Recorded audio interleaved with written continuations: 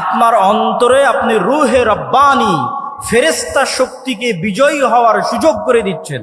ওই যে আল্লাহর নবী বলল, আমার শয়তান আত্মসমর্পণ করেছে, আপনার শয়তান আত্মসমর্পণ করবে। যারা শয়তানের দাস হয়, প্রকৃত অর্থে যারা শয়তানের ইবাদত করে, তাদের ইনস্ট্রাকশনের মধ্যে দেওয়া থাকে তাকে অপবিত্র থাকতে হবে। ফেরাউন মানুষত্বের জায়গা থেকে নিচে নামে কেন? ফেরাউন পুরুষ ছিল, অহংকারের কারণে কাফের হয়ে গেছে। মানুষ যেন শয়তানের গোলাম হতে হতে তার স্বাভাবিক যে চাল চরিত্র আছে সেটি থেকেও যেন নিচে নেমে যায়। আপনি পুরুষ আছেন, অথচ আপনাকে কল্পনা করতে বলা হবে যেন আপনি নারীর মতো কল্পনা করেন।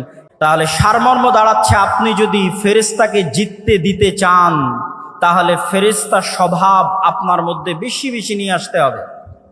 আপনি আজকে থেকে প্র্যাকটিক্যাল বাস্তবায়ন করেন। থিওরি তো বললাম, প্র্যাকটিক্যাল বাস্তবায়ন করেন। আপনি এখন থেকে উঠে গিয়ে কোনো সময় অপবিত্র হবেন না, কেননা ফেরেশতা অপবিত্র নয়, পবিত্র।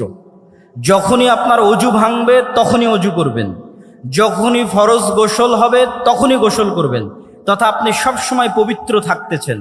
মানে আপনার অন্তরে আপনি রূহে রব্বানি ফেরেশতা শক্তিকে বিজয়ী হওয়ার সুযোগ করে দিচ্ছেন। আর আপনার অন্তরে অটোমেটিক শয়তান তখন সংকুচিত হয়ে যাবে, পলাতক এবং পরাজিত হয়ে যাবে। ওই যে আল্লাহর নবী বলল, আমার শয়তান আত্মসমর্পণ করেছে, আপনার শয়তান আত্মসমর্পণ করবে। আপনি ছবি মূর্তি থেকে দূরে সরে যান, আপনি তাসবিহ এবং তাহলিল পাঠ করেন, জিকির এবং আযকার করেন, এগুলো ফেরেশতার স্বভাব। তখন আপনার অন্তরে রূহে রব্বানি বিজয়ী হবে। আর যদি আপনি মনে করেন আপনি আপনার অন্তরে ফেরেশতাকেই পরাজিত করবেন আর শয়তানকে বিজয়ী করবেন, তাহলে বেশি খেতে হবে, বেশি ঘুমাতে হবে, বেশি অপবিত্র থাকতে হবে।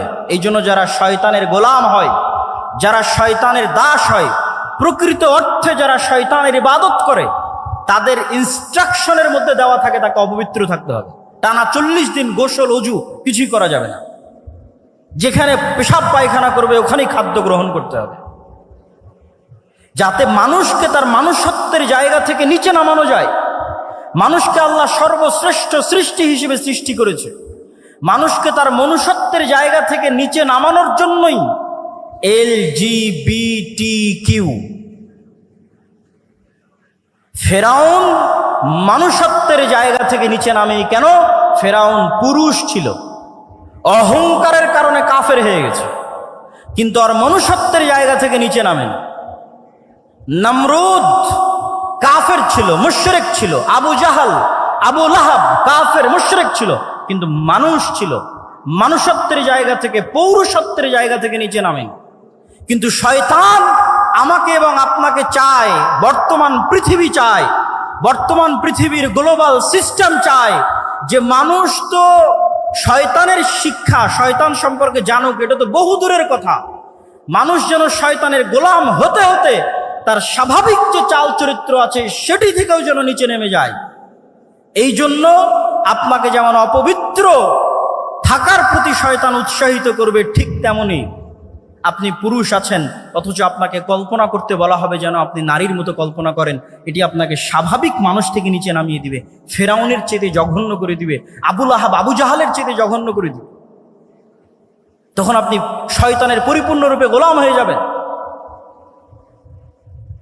সম্মানিত উপস্থিতি, তাহলে আমরা আলোচনা করছিলাম যে রাসূলুল্লাহ সাল্লাল্লাহু আলাইহি ওয়াসাল্লাম আমাদেরকে শয়তান থেকে বাঁচার জন্য কি করতে হবে?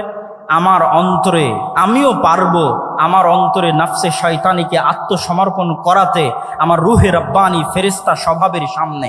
আর আমি যদি চাই আমি শয়তানকেও বিজয়ী করতে পারবো আমার অন্তরে, তখন আমি পরিপূর্ণরূপে শয়তানের গোলাম হয়ে যাব। ইসলামের শিক্ষার সারমর্ম এটি যে আপনাকে শয়তানের বিরুদ্ধে যুদ্ধ করতে হবে, এবং শয়তানের বিরুদ্ধে যুদ্ধ